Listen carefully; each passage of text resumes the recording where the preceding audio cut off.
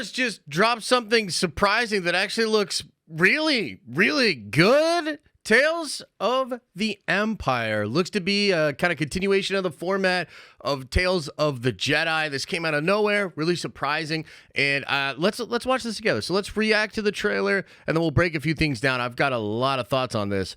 Here we go. Why do you seek imperial favor? I mean, the music too. Whew. Years ago, my people were all but destroyed. My Morgan anger Elsbeth gives me strength. It is that strength I offer the Empire. Offer accepted. dropping on May the 4th. That's cool. An opportunity, Barris. Yeah. Just be glad you're not a Jedi anymore. Your path is set, Morgan Elsbeth. That shit looks dope, dude. I will fulfill my destiny. Grand Inquisitor with Barris. Mercy only breeds defeat. But I will help you overcome this weakness. Attack! Oh. Nice. You said the Empire would help to change things. Everything Corvus. comes at a cost.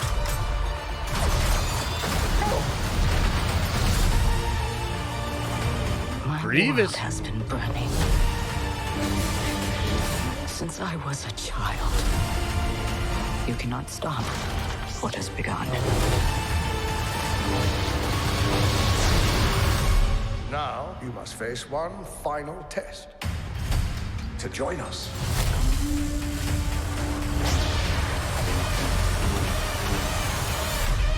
That's It is crazy. time you meet your new master.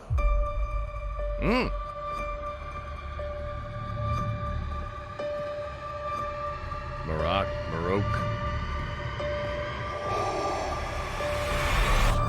Long live the Empire.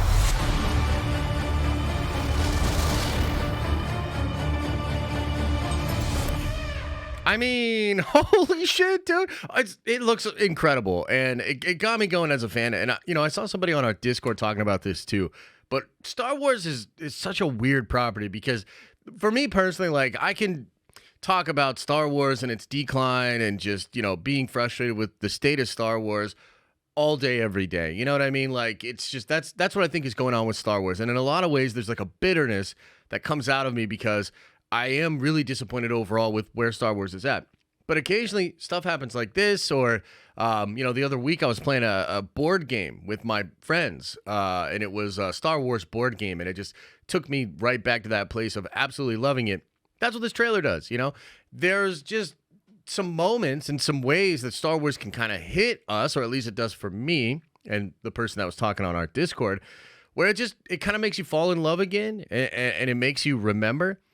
Moments like this, and maybe it's copium, maybe it's recency bias, maybe I'm just riding high off of this trailer, but moments like this kind of give me some hope for Star Wars overall, because that love I have is not gone. It just kind of lays dormant while all this other bull crappery goes on with Lucasfilm and a lot of stuff that I'm not a fan of.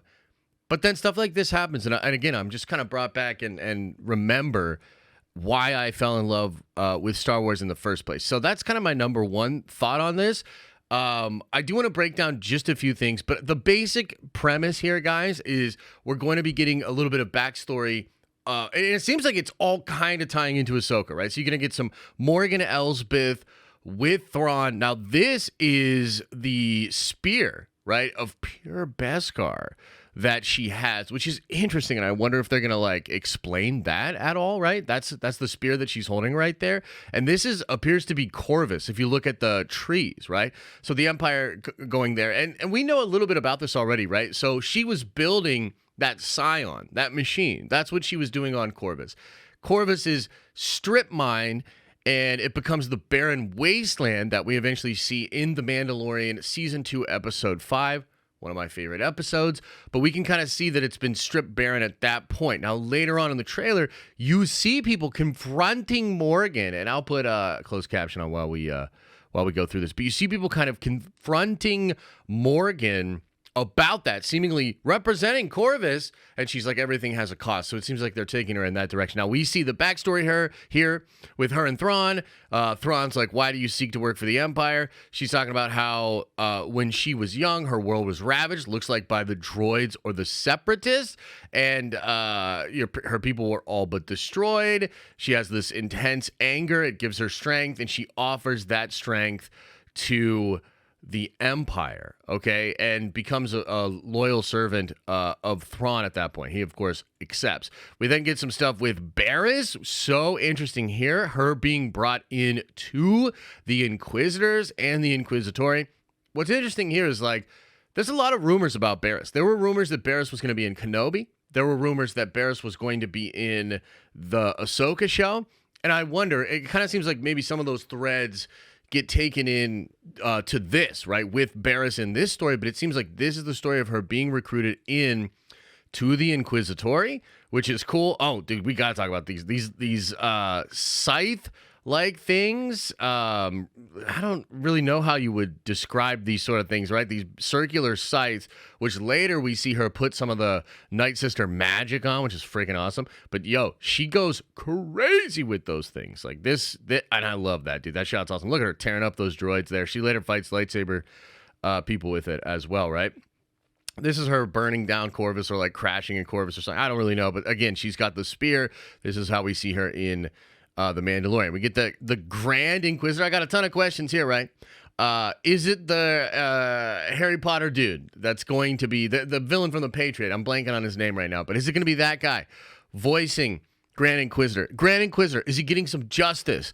Because, oh my God, was the Grand Inquisitor horrible in Kenobi, right? So we're getting a little bit of a palate cleanser and a little bit of, I don't know, just a better version of the Grand Inquisitor. I do wonder if it's going to be that guy that voices him, the guy that used to voice him, okay? Really interesting here. Training her, definitely whooping her, showing just how powerful he is.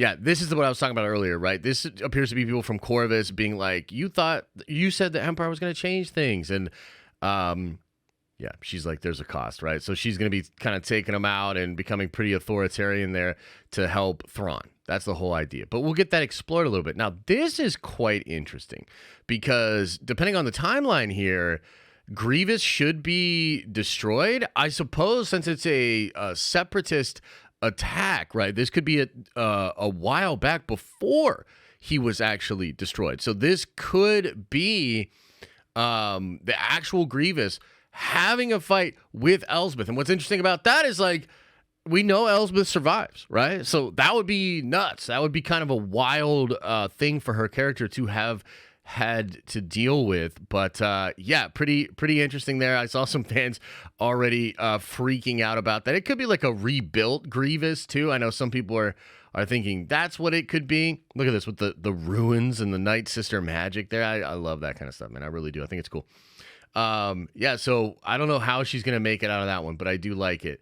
Definitely some sort of militant stuff going on here. I wonder who this is that's fighting. It looks kind of like Kanan, because it almost looks like we've got a no, that's who is this? I should probably know who that is. Is that gonna end up being because that's like an Inquisitor running there too? I know you guys in the comments are probably like, you already know who that is, and it's all figured out. I can't really see though. And then this appears to be really interesting here, where it seems like maybe with the Inquisitors, they leave it down to 2 people, and you have to destroy like your training partner in order to finally like make it in, right? Because it's like, it reminds me of the Joker, right? In Dark Knight, throwing down the pool cue. We're only accepting one of you. Last man standing gets in, or something to that, right? Kind of wild. Yeah. Kind of freaking wild. I wonder if all the Inquisitors had to go through that. And then here at the end, we're getting Vader coming in, right? So you got Barriss as an Inquisitor. You got some of the other Inquisitors. You got freaking Marok, and you've got the Inquisitor that fights Ahsoka in Tales of the Jedi. Damn, Dave Filoni knows how to tie it all together, man. He really does. Maybe we'll get some explanation as to like why these dudes are smoke or what the hell's going on. with those smoke homies there. But yeah, it's cool, and I mean, dude, Vader. It's hard to screw up Vader, man. You know, you get Vader coming into a scene like that. It's pretty badass. And then I like how it kind of burned away Tales of the Jedi, or Tales of the Jedi to the Tales of the Empire. Now, here's what's interesting. I was told a while back that we were going to get a Tales of the Sith. Is this the Tales of the Sith? Did they change it to Tales of the Empire? I'm not really sure. Maybe we're getting this and we're getting a Tales of the Sith. That would be really freaking cool. But this definitely means that, like, Tales of the, whatever you want to call it, just Tales, I guess. That's like seemingly a new thing that Star Wars is just going to lean in and just do, right? So we got Tales of the Jedi, Tales of the Empire, Tales of the Rebellion, Tales of the Jedi 2, Tales of the Sith, things of that nature. And I kind of like it. But I will say this. It says original shorts available May the 4th, okay? And I think it's just 2 from what we can tell. Maybe they split it up into multiple episodes, but it's like 2 main stories. I really hope it's a little bit more ample than what Tales of the Jedi was. I feel like it's awesome that we're getting this. I'm not upset. Like, this is dope. I'm actually happy as a Star Wars fan for once. But if it comes to be really, really short, like if this is about 20 minutes of content total, I'm sorry, I'm going to be a little selfish. I'm going to be a butthole. And I don't think that's good enough. I think you need to push it. And really, because of the way metrics are calculated for streaming services and the way that people care about that, they should try to do as many of these as possible in like one chunk in order to get it to like chart on Nielsen and chart on Parrot Analytics, right? So I think it actually would be smart for them to do these and either bunch a lot more of them together so it all gets kind of counted as the same, watch time for that thing, or push them and make them a little bit longer. So I do hope they're a little bit longer. And I think it's cool, though. This is literally a very cool way to develop some of the, newer stuff, mostly the Ahsoka show. A lot of the questions I have about some of those characters, I think will be filled in. I'm excited to get more Thrawn.